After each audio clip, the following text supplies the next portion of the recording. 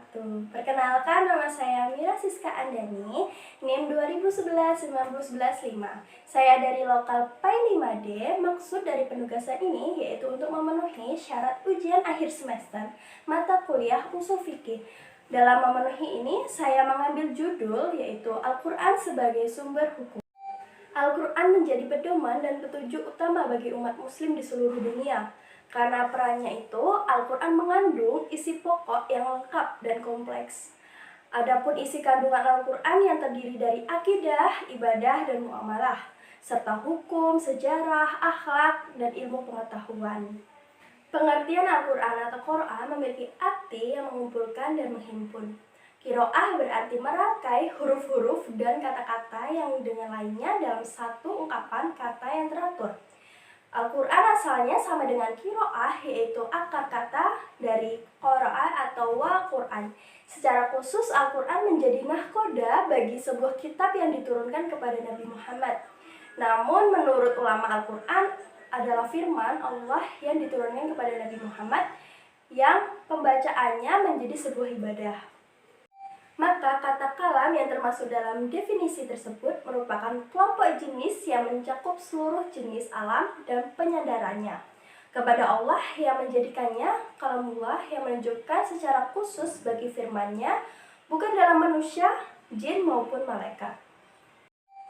Kemudian masuk dalam otentisitas Al-Quran. Sebelum Al-Quran diturunkan dan diwahyukan pada Nabi Muhammad, ada beberapa kitab suci yang sudah menjadi pegangan atau pedoman hidup manusia. Pada saat itu yaitu seperti ada Taurat, Zabur, dan Injil. Dari kitab-kitab awal ini hanya diperuntukkan untuk beberapa umat atau orang saja. Namun beda halnya dengan Al-Quran, di mana Al-Quran ini diturunkan untuk semua umat muslim yang ada. Maka dari itu, untuk menjaga keasliannya dan kelangsungan, dilakukan upaya-upaya yang dilakukan oleh umat Islam untuk memelihara otentisitas Al-Quran, baik dengan cara hafalan atau bisa juga dengan tulisan. Upaya ini dilakukan pada sejak Nabi Muhammad masih hidup hingga sekarang. Kemurniannya Al-Quran tetap terjaga seperti awal.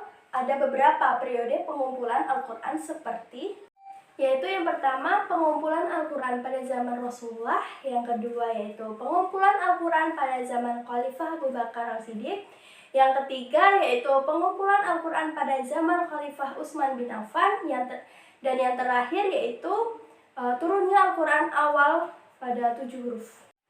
Fungsi dan tujuan turunnya Al-Quran yang pertama yaitu sebagai badan atau petunjuk bagi kehidupan umat Islam. Yang kedua yaitu sebagai rahmat atau keberuntungan yang diberikan Allah. Yang ketiga yaitu sebagai furqan, yaitu perbedaan atau yang baik dan buruk. Yang keempat yaitu sebagai mu'adzab atau pengajaran yang akan mengajar.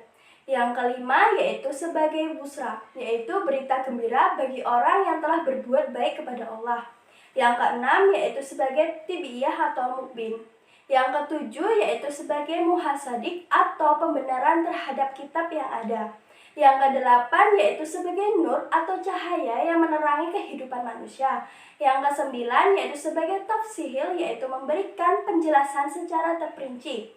Yang kesepuluh yaitu sebagai obat bagi orang yang sakit. Yang 11 sebagai hakim yang sumber kebijakan. Ungkapan Al-Quran dalam menetapkan hukum. Al-Quran dalam menetapkan hukum disesuaikan dengan perkembangan zaman dan rohani manusia, yaitu berawal dari kelemahan dan tidak maupun pedoman tersebut terdiri dari 3 hal, yaitu yang pertama, tidak memberatkan atau menyusahkan terdapat pada Quran Surah Al-Baqarah ayat 286.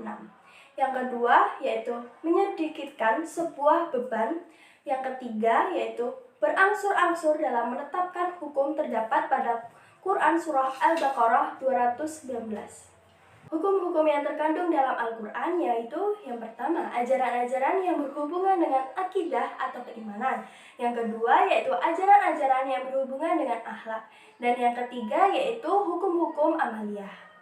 Sekian dari penjelasan saya. Apabila ada kesalahan atau kekurangan yang saya sampaikan, saya mohon maaf sebesar-besarnya. Dalam akhir penyampaian ini, saya memiliki sebuah kata-kata motivasi untuk kalian semua, terutama untuk para pelajar yang sedang menuntut ilmu. Di sekolah kamu diberikan pelajaran dan kemudian diberi tes. Namun dalam kehidupan, kamu diberi ujian yang memberi kamu pembelajaran.